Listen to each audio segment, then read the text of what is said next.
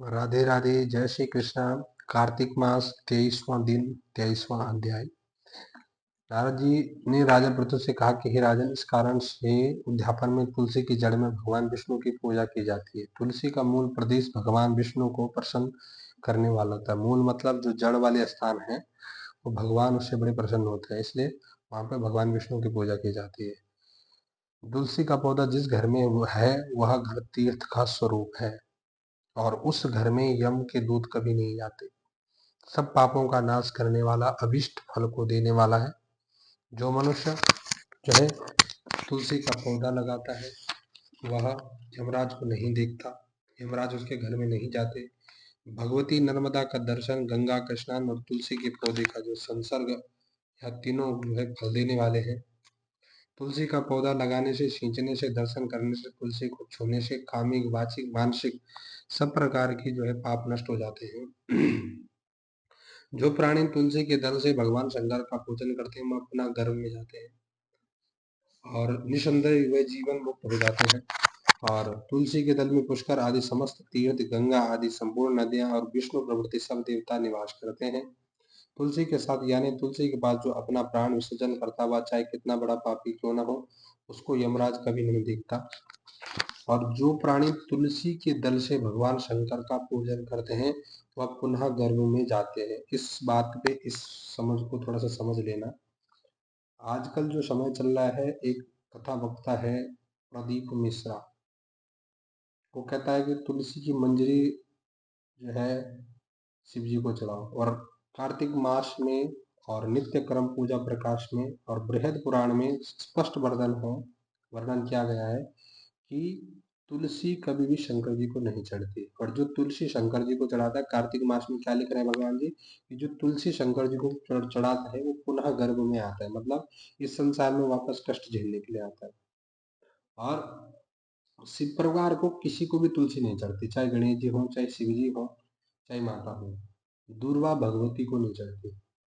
इसलिए जो चीज जिनके लिए है उन्हीं को ही अच्छा लगता है। क्यों इधर से उधर करना मेरे जो है इस बात से परे है। क्यों हर चीज को खंडन करना है। प्रदीप मिश्र जी ने तो दुनिया में गर्द ही मचा रखा है, नाश ही मर रखा है सब पूजों का।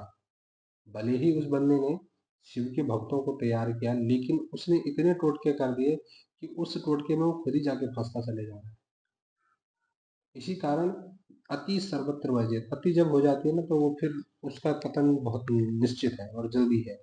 ऐसा कभी नहीं करना चाहिए।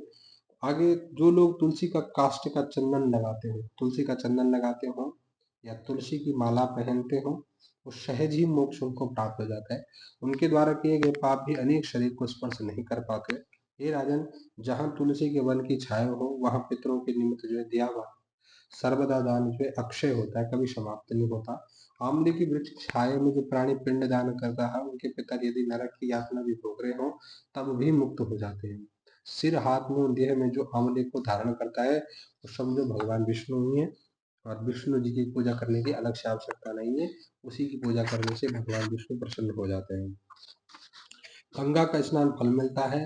आंवले के फल और तुलसी दलों को पानी में मिलाकर जो पानी प्राणी स्नान करता हो, आंवले के फल का चूर्ण और तुलसी की मृतिका, मिट्टी को अगर मिला के कोई जल में स्नान करे तो उसको गंगा के स्नान का फल प्राप्त होता है।